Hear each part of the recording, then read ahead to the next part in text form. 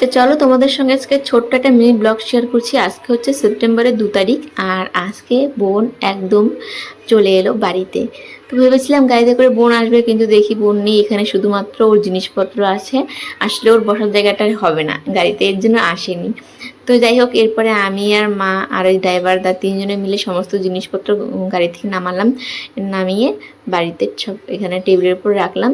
পরে বোন এলে সব কিছু ঘরে নিয়ে যেতে হবে, কোনটা নিয়ে যাবে কোনটা এখানে রেখে যাবে ওগুলো তো আমরা জানি না। তো এখানে দেখো সমস্ত জিনিস রেখেছি। এই যে কী কী নিয়েছিল ওর ওখানটায়, মানে ওর ওখানে ছিল একটা সংসার। তারপরে দেখো 1 ঘন্টা পরে বোন এলো, আসলে ও টোটোতে করে এসেছে। আর এই দেখো বোনকে দেখেই সোনু যা দুষ্টুমি শুরু করেছে, এটা ওটা, এটা কি পরেছো তুমি, মানি এটা কি জামা পরেছো, ব্যাস শুরু হয়ে গেছে। বেচারা বোন তো লজ্জায় পেয়ে গেছে।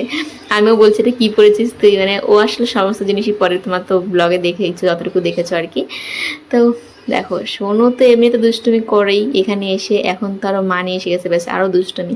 তো এরপর আমরা খাওয়া দাওয়া করে চলে এসেছি ঘরে। এখানে বোন আমাদের দেখাচ্ছে ওর ব্যাগে কী কী জিনিসপত্র আছে, মানে 2 বছর বাইরে ছিল, অনেক কিছু কেনাকিনি করেছে আর কি। তো সেখান থেকে কিছু স্পেশাল জিনিস যেগুলো আমাদেরকে এখন দেখাচ্ছে।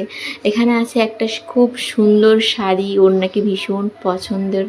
তো ওটা আমাদেরকে দেখাচ্ছে এখন। আর সত্যি শাড়িটা খুব সুন্দর ছিল, আমিও ধরে দেখলাম, আমাকে দেখাচ্ছে কবে থেকে বলছে গেলে তোকে দেখাবো শাড়িটা। তো দেখো দেখলাম, আমি তোকে ওকে বলছিলাম তোর যে গায়ের রং আর শাড়িটার যে রং তোকে তো পরলে বোঝাই যাবে না। তো এইসব নিয়ে গল্প টল্প হচ্ছিলো। তো চলো আজকে মিনি ব্লগটা এই পর্যন্ত, তোমাদের সঙ্গে দেখাবে আমার নতুন কোনো ব্লগে।